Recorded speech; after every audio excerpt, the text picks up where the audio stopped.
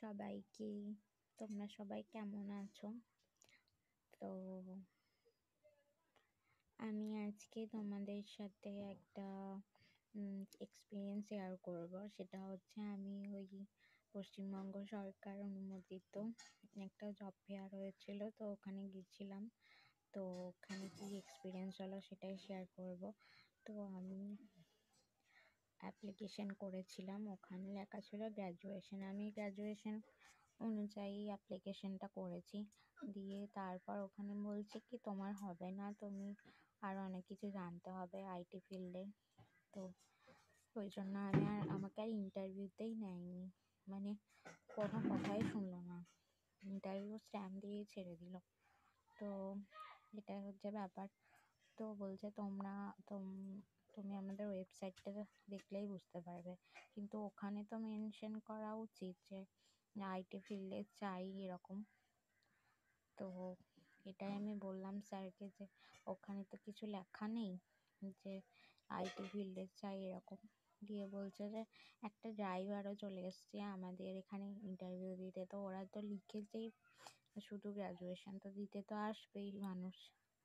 তো এটাই আমার সাথে একটা বাজে এক্সপিরিয়েন্স হয়েছে। আর আমি ওটাতে স্যালারিটা বেশি ছিল বলে আমি ওখানেই করেছি, আর কোথাও করিনি। অবশ্য স্যাররা বলছিল যে একটাতে না হলে আর বাকি যেগুলো আছে সেগুলোতে তোমরা ইন্টারভিউ দিতে পারবে। আর সব স্যালারি কম ছিল বলে আমি আর দিইনি, আমি ওটা হয়নি বলে বাড়ি চলে এসেছি। তো এত দূর থেকে গিয়ে যদি ফিরে আসতে হয় এভাবে বিনা ইন্টারভিউয়ে, তো সেটা খুবই খারাপ লাগে। তো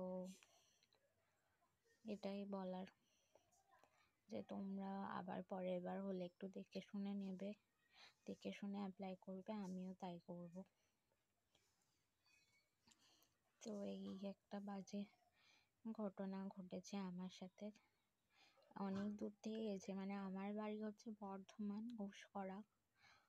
তো ওখান থেকে কলকাতা কতটা তোমরা দেখে নাও, পার্ক সার্কাস ময়দান।